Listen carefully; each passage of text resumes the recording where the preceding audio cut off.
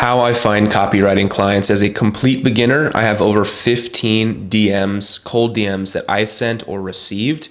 They're the best cream of the crop outreach messages. So I'd watch this full thing to get a full understanding. But before I show you all those outreach messages, it's important to understand that you need to track your metrics. I don't make a decision based on how I feel. The messages I send out to prospects is based on feedback, based on analytics and metrics.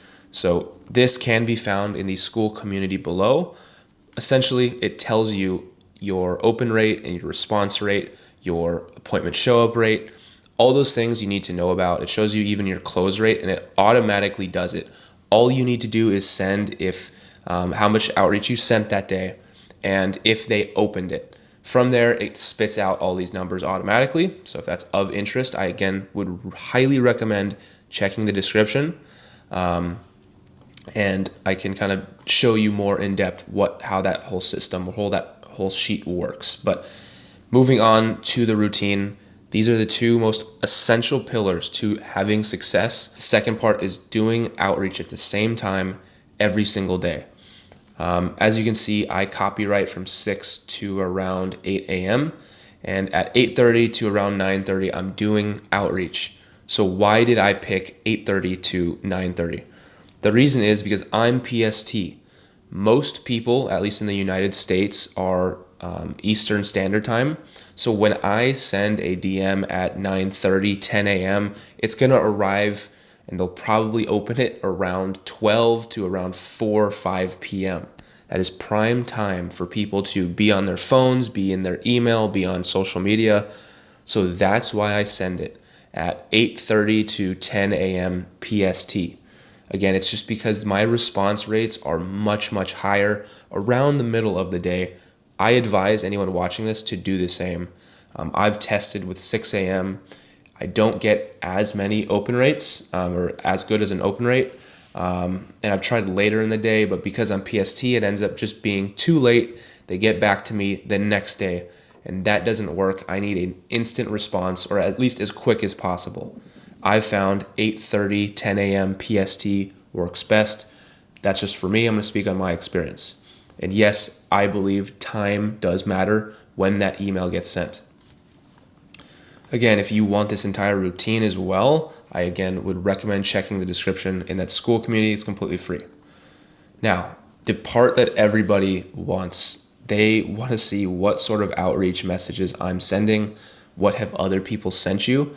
So I'm going to go over, I think it'll be 12 to 15 different outreach messages that are both good, bad, and maybe some things you could pull inspiration from. So first things first, let's go head over here. So I'm kind of going to go through this in a way that I see outreach. First of all, this profile picture seems to be a business. And you can also see here it is a business. I'm not super interested in working with businesses. I want to work with people. That's just me. That's my personal preference. It is really good seeing this following as well. So these people have quite a good personal brand. As far as the message itself goes, I'm not a big fan of just asking a question. Instead, I'm more of a fan of sending high value outreach. I'll get into that in a moment, but starting the whole thing with a question doesn't always work, especially if I know you're going to pitch me right after. So here is a better example that I really like. So this guy sent, I love his profile picture. Seems it's a person selling to a person. He's verified, 1.7K followers. And he says, yo, love the content, bro. How long have you been posting for? One of the reasons I love a question like this is due to the fact that you can actually nurture whatever prospect you're talking with. Once I respond to him, or once I respond to you, it's then time to pitch. And I really like the permission-based pitches. So instead of just sending this voice memo, what I would recommend doing is send a video and say, hey, I do have a proposition for you. Would you mind if I pitched it? Just give me a thumbs up if that's something of interest. I've done that a whole ton. You will get people that dislike the message, but you will also get people that like the message. And if they like it, they are giving you approval. They are telling you, I want to see your pitch. You're not forcing it on them.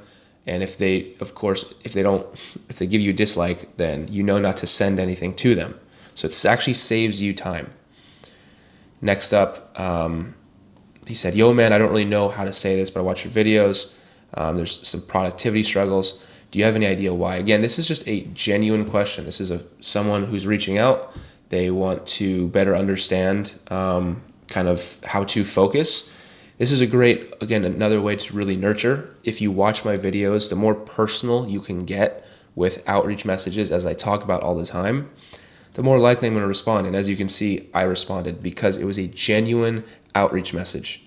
So after this, I could say, hey, I think I could actually help you. Would you be open to me pitching you? And again, you could send a video of yourself saying that. I think that would have worked for Matthew here.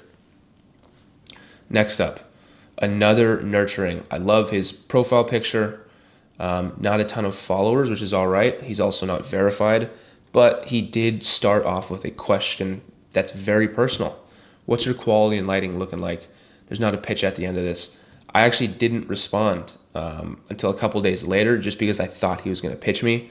Adding that little PS in there always does the trick. I answered him. After this, because I responded, I think it would have been a good idea to actually then pitch me that video. Would you be against me pitching you? Just give a thumbs up or a thumbs down if that's something you're open to.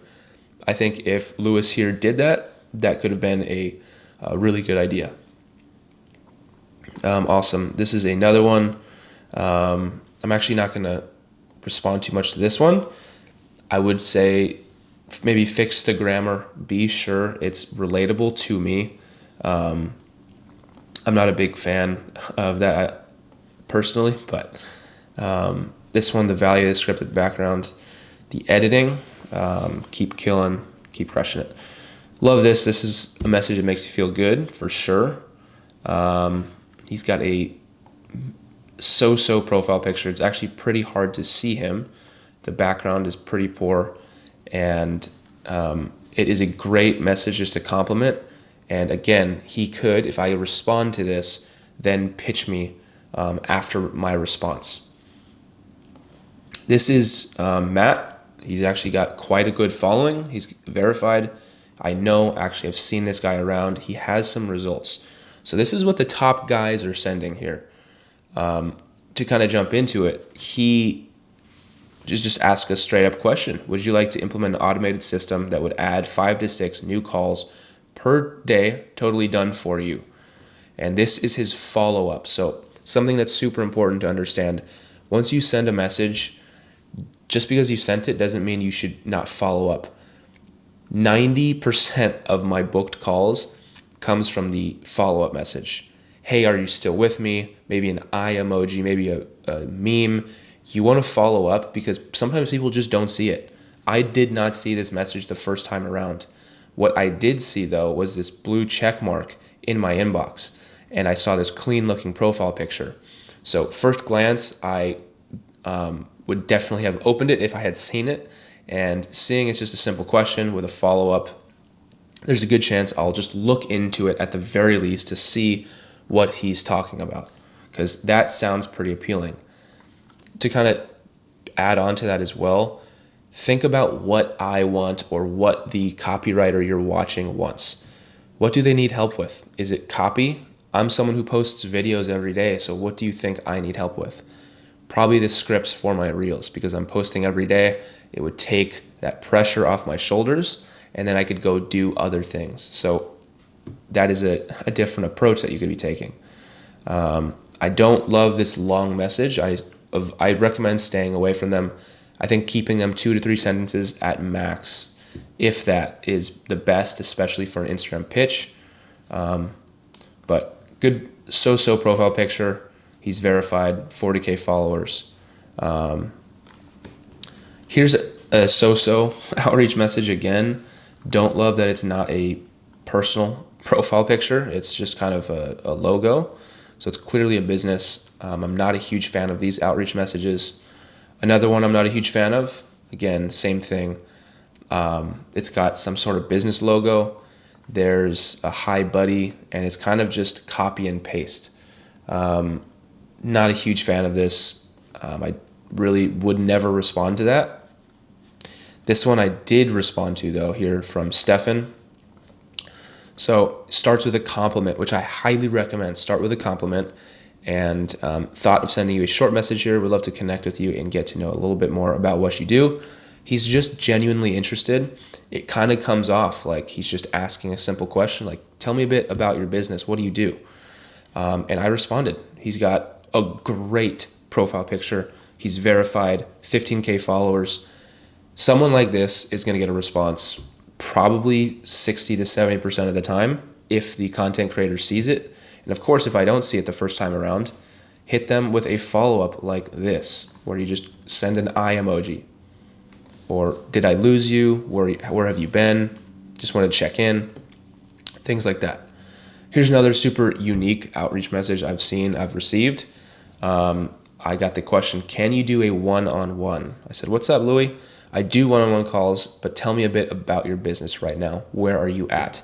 And then he pitches me, with give me a thumbs up or a thumbs down if you're interested in adding 10 new appointments to your calendar per week. And so I said, go ahead and shoot, send me over a Loom. And that something like that absolutely works. But why did it work? Well, it's because it's appealing to my interests. Do I do one-on-ones? From time to time. He knew that. He knew I would respond. And that's a really, really good way to kind of fish people into giving you a response. Again, he's fighting for a message from me. And once he gets it, he then sends me a voice memo. And I'm going to listen to it because I think he is looking to be coached, right? So after he sent that, he then sent the Loom video, quick Loom for Trey. And he kind of just covers what he's going to discuss. And of course, once you create a Loom for someone, they've given you that thumbs up, they're interested. Very, very important it's very important that you're following up 7, 8, 9 times. If they showed you they're interested, it is a must do to follow up on them. So this would fall under the high value outreach. Again, you can do Looms, you can send YouTube videos, you can send the actual scripts for Reels. So again, to use myself as an example, if you just want to say, hey, I made these scripts for you, send them over in a Google Doc, or show them in a Miro in a Loom video presentation and show them the scripts that you created for me. That is also a great way to do high value outreach. It's pretty straightforward. It's pretty simple. I'm now going to show you how I find clients. I think I have a unique way of doing it. So I'm going to go ahead and show you now. So I'm going to actually start with youtube.com. Head over to YouTube. Now, I'm going to use it if you were trying to find me, for example. So click on copywriting. Now, of course, head over to filters. Do upload date this week. Once that's done, you're not going to change any other filters. This is exactly what you need to be looking for. Guys who post within the past week who are getting, 1,000 to 100 views or so. More is definitely fine, but I'll be honest, you want to look for someone like myself who posts for the most part every day, has somewhat good thumbnails, and you will then just, for example, click on them and go to their Instagram here. And perfect, now you have their Instagram, but you're not done. There's a lot of other ways you can kind of approach this. So one of the ways that I like to find clients is I go to their following, and I'm simply just looking for a really good profile picture with something that kind of piques my interest. So I'm going to go ahead and pick someone random. If you hover over on your computer, you can also see their profile. So I'm actually like this account here. And awesome. He has tons of information about his business. And he's got an unlimited following here. It's just, you can keep on going. Of course, you can also do this where you click the plus with the person and you can find tons and tons of other creators. I really liked looking at the following list and just hovering over everybody because I just think it's very underrated.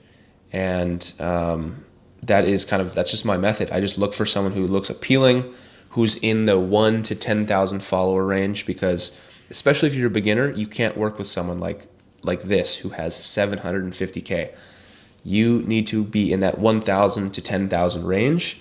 And so that's the best way to do it, in my opinion. You can't hover whenever you press these people or the person with the plus icon. So I look at their following. This is definitely someone I would reach out to as well. So that's how I outreach over on, I guess, from YouTube over to Instagram. But Twitter is also a great place as well to get clients. So if we head over here, same kind of idea. Go to their followers.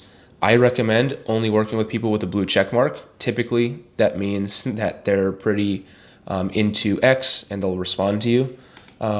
So it's pretty straightforward. You can either follow them, like a couple tweets, and send them the same exact DM message you sent over on Instagram. So that is kind of a rundown on the different outreach that I've seen tossed around. I really hope this video helped.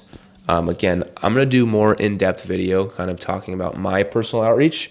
I would also like to show you getting a client live. I think that would be really cool. But that was a lot of talking. I think this was hopefully a helpful video. So I'll see you soon. Thanks for watching.